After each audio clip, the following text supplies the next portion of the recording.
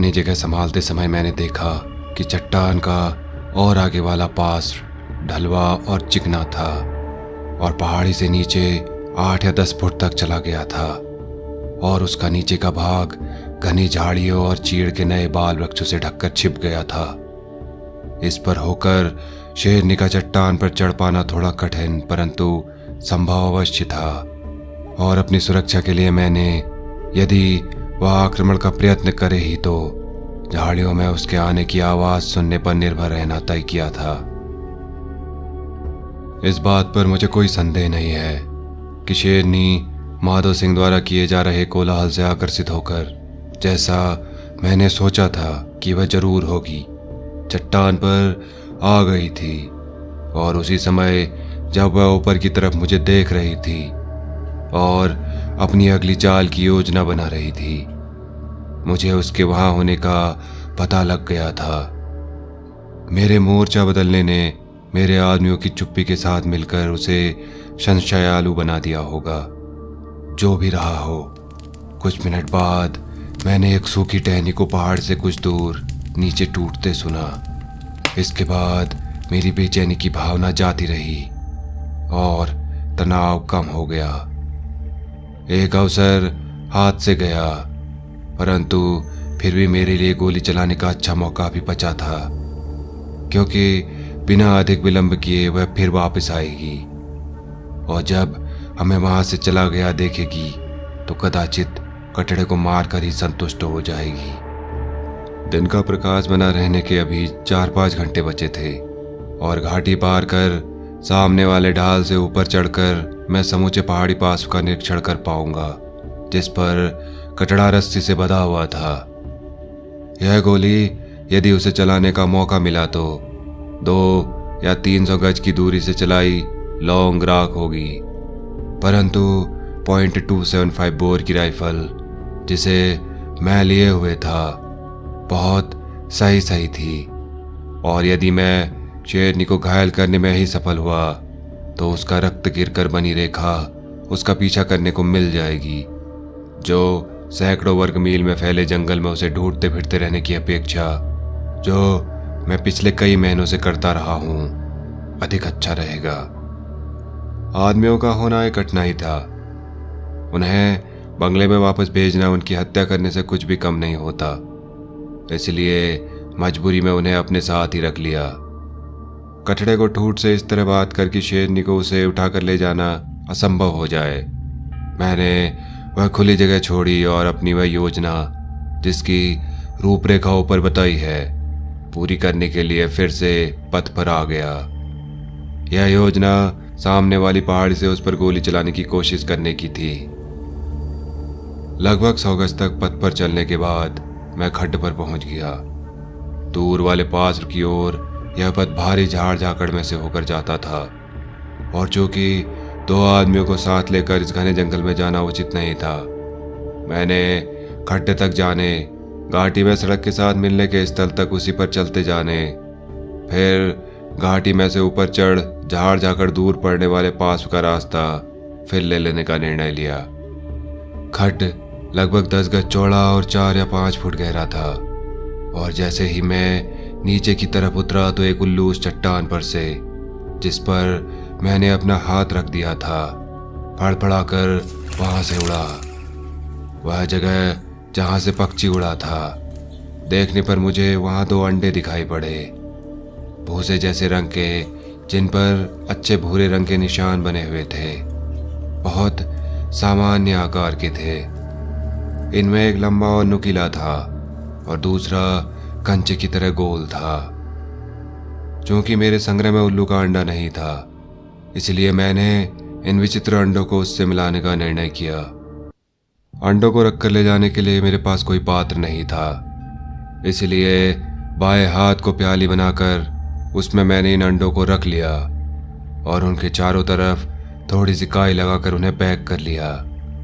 जैसे जैसे मैं खड्ड में नीचे उतरता गया, उसके किनारे और ज्यादा ऊंचे होते गए और उस जगह से जहां पर मैं उसमें नीचे उतरा था, कोई 60 गज जाने पर ऐसी जगह पहुंचा जहां 12 से 14 फुट का गहरा गिरान था, जो पानी बरसात में इन पहाड़ी खड्डों से तेजी से बहकर नीचे जाता है, उसने चट्टान को घिस घिस कर कांच जैसा चिकना बना दिया था। और चूंकि यह इतना अधिक ढलवा था कि उस पर पैर नहीं जमाया जा सकता था, मैं राइफल उन आदमियों को दे किनारे पर बैठ नीचे की तरफ सरकने लगा। मेरे पैर मुश्किल से उसकी रेतीली तली से लग पाए थे कि मेरे दोनों आदमी एक एक कर उड़ती छलांग लगाते मेरे दाएं बाएं आकर नीचे गिरे और राइफल मेरे हाथ में थमा बड़े उत्तेजित हो मुझसे पूछा कि क्या मैंने शेर की आवाज सुनी है। वास्तव में मुझे कुछ नहीं सुना था। संभव है मेरे कपड़ों की चट्टान पर रगड़ होने की वजह से। तो पूछने पर उन आदमियों ने बताया कि जो उन्हें सुनाई पड़ा वह कहीं बहुत ही पास से भारी गले से हो रही गुर्राहट थी, पर वह ठीक ठीक किस दिशा से आ रही थी बताने में समर्थ नहीं थे। शेर गुर्रा कर अपनी उपस्थिति प्रकट करने की गलती नहीं करते जब उन्हें अपने भोजन की खोज रहती है, और इसका एक ही और बड़ा संतोषप्रद स्पष्टीकरण यही दिया जा सकता है कि खुली भूमि छोड़ने के बाद से शेरनी निरंतर पीछे लगी रही थी और हमें खड्डे में नीचे उतरते देख उसने आगे निकलकर खड्डे में ऐसी जगह संभाल ली थी जहां उसकी चौड़ाई घटती घटती आधी रह गई थी। और जब वह मुझ पर छलांग लगाने ही वाली थी, मैं नीचे सरक उसकी दृष्टि से ओझल हो गया था, जिससे मिली निराशा को उसने अप्रयास हल्की गुर्राहट से अभिव्यक्त किया था। यह संतोषजनक कारण नहीं है यदि यह न मान लिया जाए बिना किसी तर्क के कि अपने रात्रि भोजन के लिए उसने मुझे चुन लिया था, इसलिए उन दो आदमियों में उसकी रुचि नहीं रह गई थी। जहां हम तीनों अब गुच्छा बने खड़े थे, वहां हमारे पिछली तरफ चिकनी ढलवा चट्टान, हमारे दाई चट्टानी दीवार 15 फुट ऊंची और खड्डे के ऊपर थोड़ी झुकी हुई, और हमारे बाएं 30 से 40 फुट ऊंची बड़ी बड़ी चट्टानों का ढहा हुआ किनारा था। रेतीली तली जिस पर हम खड़े थे लगभग 40 फुट लंबी और 10 फुट चौड़ी थी। रेतीली तली के निचले किनारे आर पार चीड़ का बड़ा वृक्ष गिरा हुआ था और इस तरह बने बांध से ही वहां रेत इकट्ठी हो गई थी। ऊपर लटकती चट्टानी दीवार गिरे हुए वृक्ष से 12 या 15 फुट की दूरी पर खत्म हो जाती थी और रेत पर चलने से आवाज न करते हुए चट्टान के किनारे पहुंचा तो सौभाग्य से पाया कि रेतीला तल चट्टान के ठीक पीछे तक चला गया है। इस चट्टान का, जिसके बारे में मैंने इतना अधिक लिखा है, सबसे अच्छा वर्णन स्कूल की महाकाय स्लेट के रूप में दिया जा सकता है। निचले सिरे पर यह 2 फुट मोटी लंबे पार्श्व पर पूरा लंबा बनाती तो नहीं खड़ी हुई थी। जो ही मैं इस महाकाय स्लेट से नीचे आया तो पीछे की तरफ मुड़ दाएं कंधे से ऊपर सीधे इस शेरनी के चेहरे पर दृष्टि पड़ी। मैं इस स्थिति का स्पष्ट चित्र आपको देना चाहूंगा। चट्टान के पीछे वाली रेतीली तली बिल्कुल समतल थी। दाई और 15 फुट ऊंची बाहर की तरफ कुछ झुकती चिकनी चट्टान और बाई और रगड़ा हुआ ढलवा किनारा था, वह भी 15 फुट ऊंचा था, जिस पर उगी कटीली झाड़ियों का घना उलझाव नीचे की तरफ लटका हुआ था। दूर वाले सिरे पर वैसे ही फिसलन सीढ़ी थी जैसी से मैं नीचे उतरा था, पर यह उससे थोड़ी ऊंची थी। इन 3 प्राकृतिक दीवारों से घिरी रेतीली तली लगभग 20 फुट लंबी और उससे आधे जितनी चौड़ी थी, और इसी पर पड़ी अगले पंजे बाहर निकाले और पिछली टांगों को अपने नीचे अच्छी तरह मोड़े हुए शेरनी बैठी हुई थी। उसका सिर पंजों से कुछ ऊपर उठा था, मुझसे 8 फुट की दूरी पर था, जिसे बाद में नापा गया। चेहरे पर मुस्कान थी, ठीक उस जैसी जो लंबी अनुपस्थिति के बाद मालिक के घर लौटने पर स्वागत करते हुए कुत्ते के मुख पर दिखाई पड़ती है। 2 विचार मेरे मन में बिजली की तरह कौंधे। पहला कि खेल की पहली चाल मुझे ही चलनी थी। दूसरा यह कि चाल इस तरह चली जाए कि उससे शेरनी घबरा या परेशान न हो जाए। राइफल छाती के आर पार आड़ी दाई हाथ से पकड़ी हुई थी और उसका सेफ्टी कैच खुला हुआ था तथा शेरनी पर निशाना साध कर गोली दागने के लिए राइफल को 3/4 वृत्त में घुमाना आवश्यक था। राइफल को घुमाने का काम एक हाथ से धीरे धीरे करना आरंभ किया, जो मुश्किल से ही दिखाई पड़ सकता था, और वृत्त का 1/4 भाग पूरा हुआ। कुंदा मेरे दायां हाथ स्पर्श करने लगा। अब हाथ फैलाना आवश्यक था, और जैसे ही कुंदा मेरी बगल से हटा, बाकी घुमाना भी धीरे धीरे बढ़ाया जाता रहा। मेरी बांह पूरी फैल चुकी थी और राइफल का बोझ भारी पड़ने लगा था। नाल को अब थोड़ा सा आगे जाना बाकी बचा था, और शेरनी, जिसने एक बार भी मुझ पर से आंखें नहीं हटाई, अब भी मुझे देखे जा रही थी, और उसके चेहरे पर प्रसन्नता का भाव पूर्ववत विद्यमान था। राइफल का 3/4 वृत्त पूरा करने में कितना समय लगा, यह बताने की स्थिति में मैं नहीं हूं। मेरे लिए जो शेरनी की आंखों में ही देख रहा था, नाल की हरकत का अनुसरण करना संभव नहीं था। ऐसा लग रहा था कि मेरे हाथ में लकवा मार गया है, अथवा घुमाव कभी पूरा ही नहीं हो पाएगा। तथापि अंततः यह गतिविधि भी पूरी हो गई, और जैसे ही राइफल की नाल शेरनी की तरफ संकेत करने लगी, मैंने उसका घोड़ा दबा दिया। उसकी चलने की आवाज मैंने सुनी, जो उस सीमित स्थान में कुछ अतिरंजित हो गई थी। उसके पिछाड़ी की तरफ लगा धक्का अनुभव किया, और राइफल चली थी।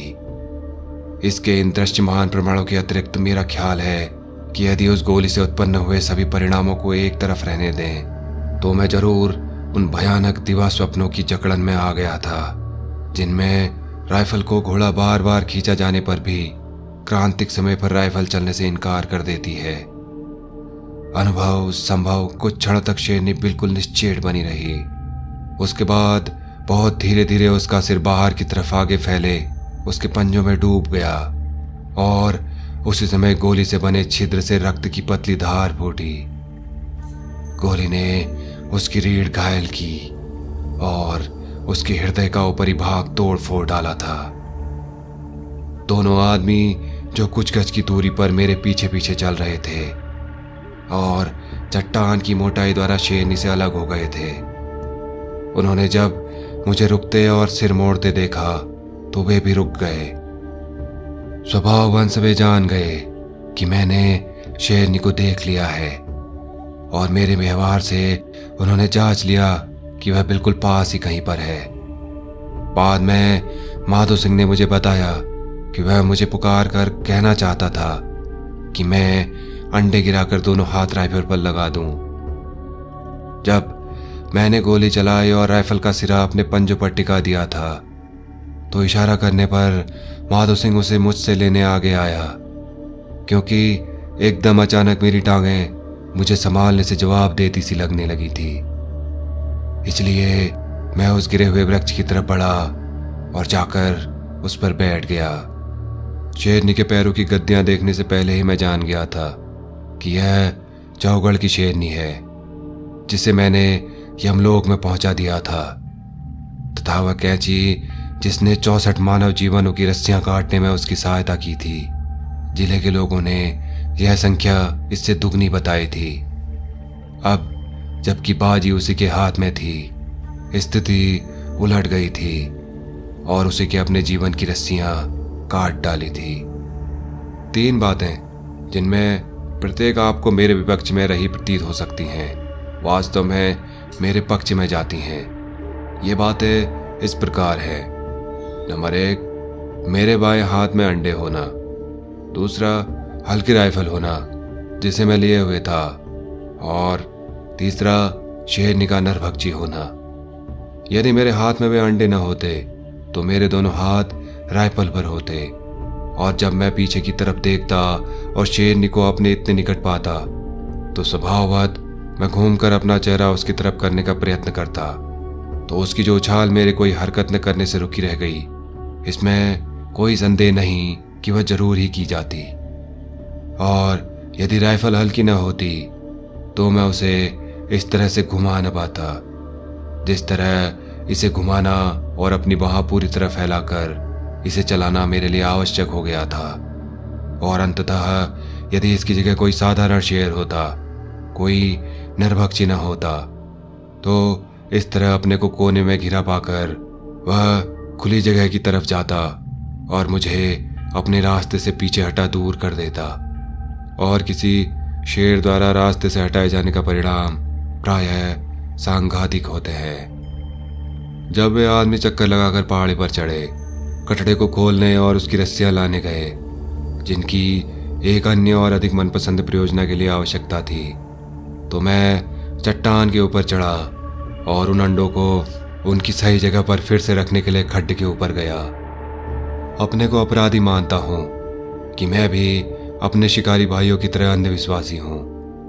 एक पूरे वर्ष के दौरान 3 लंबी लंबी अवधियों में मैंने शेरनी पर गोली चलाने के लिए बल्कि जी तोड़ कोशिशें की और उनमें विफल रहा। और अब उन अंडों को उठाने के बाद चंद मिनटों के अंदर उन अंडों ने मेरा भाग्य बदल दिया था। अंडे जो इतने समय तक मेरे बाएं हाथ की गदेली में सुरक्षित थे, अब भी गर्म थे। जब मैंने उन्हें फिर से चट्टान के उस छोटे से गड्ढे में रख दिया जो उनके नीड का काम देता था, और आधा घंटे बाद उसी रास्ते होता फिर गुजरा, तो अपनी अंडे से दिमाग के तले वे अदृश्य बन चुके थे, जिसका रंग उस चितकबरी चट्टान के साथ इतना ठीक ठाक मेल खाता था कि मेरे लिए भी, जो जगह को सही सही जानता था कि नीड कहाँ पर है, उसे आसपास के चतुर्दिक आवरण से अलग करना मुश्किल था। कटड़ा जो महीनों की देखरेख के पश्चात पालतू बन गया था और कुत्ते की तरह पीछे लगा फिरता था, आदमियों के पीछे पीछे पहाड़ी से नीचे आया तो उसने नाक लगाकर शेरनी को सूंघा और रेत पर लेट संतोष से जुगाली करने लगा। उधर हमने रस्सियों द्वारा शेरनी को मजबूत बल्ली से कसकर बांधा, जिसे मेरे आदमी काट कर लाए थे। मदद लाने के लिए मैंने माधो सिंह को बंगले वापस भेजने की कोशिश की, परंतु वह ऐसा करने की बात तक सुनने को तैयार नहीं था। वह और उसका साथी नरभक्षी को ले जाने के गौरव में किसी को भी हिस्सा लेने देने को तैयार नहीं थे, और यदि इस काम में मैं उनका हाथ बटाऊं तो उन्होंने कहा बीच में कई जगह रुक रुक कर उनके लिए यह काम करना कठिन नहीं होगा। हम तीनों हट्टे कट्टे आदमी थे, दो जिन्हें बचपन से ही भारी भारी बोझ ढोने का अभ्यास था, और तीनों बाहर खुले में जीवन बिताकर कठोर शरीर बना चुके थे। परंतु इतना होने पर भी वह काम जिसे करने की हमने ठान ली थी, एक बहुत भारी काम था। जिस रास्ते हम नीचे आए थे वह उस बल्ली के लिए बहुत तंग और चक्करदार था, जिससे शेरनी को हमने रस्सियों से बांधा हुआ था। इसलिए सांस जमाने और गद्दे को फिर से ठीक से लगाने के लिए, ताकि बल्ली कंधे के पुट्ठों में ज्यादा गहराई से काटने न लग जाए, हम रस भरी और ब्रायर की झाड़ियों के उलझाव से होते हुए सीधे ऊंची पहाड़ी पर पहुंचे। झाड़ियों के कांटों पर हमारे कपड़ों के और कुछ खाल के टुकड़े भी अटके रह गए, जिसकी वजह से कितने ही दिनों तक नहाना भी हमारे लिए कष्टकर कार्य बन गया। सूर्य आसपास की पहाड़ियों पर उस समय भी चमक रहा था, जब 3 बिखरे हाल चाल वाले किंतु बड़े खुश आदमी, जिनके पीछे पीछे एक कटरा चल रहा था, एक शेरनी को ढोकर काला आगर वन बंगले में लाए। और उस दिन की संध्या के बाद पर्वतों और घाटियों के सैकड़ों वर्ग मील में फैले हुए इस क्षेत्र से आज दिन तक न तो कोई आदमी मारा गया न जख्मी हुआ, जिस पर चौगढ़ की शेरनी ने 5 वर्षों तक अपनी हुकूमत चला रखी थी। पूरी कुमाऊं के मानचित्र पर, जो मेरे सामने की दीवार पर टंगा हुआ है, मैंने एक कांटा और तारीख लगा दिया है, जिसे इस नरभक्षी ने अर्जित किया है। यह कांटा काला आगर से पश्चिम 2 मील की दूरी पर लगा है और इसके नीचे तारीख पड़ी है 11 अप्रैल 1930। शेरनी के पंजे टूट चुके थे, बाहर की तरफ झुर्रियोंदार बन गए थे। उसका एक स्वदंत टूटा हुआ था और सामने वाले दांत हड्डी तक घिस चुके थे। यही वे दोस्त थे जिन्होंने उसे नरभक्षी बनाया था, और उन्हीं के कारण वह उस दिन के बाद से, जब उससे उसके बच्चों की सहायता छिन गई थी, जिसे मैंने पहली बार यहाँ आने पर गलती से गोली चला मार डाला था, उसने जितने आदमियों पर आक्रमण किया उसके काफी बड़े समानुपात को अपने स्वयं के प्रयत्नों से एकदम मार डालने में समर्थ नहीं रह गई थी।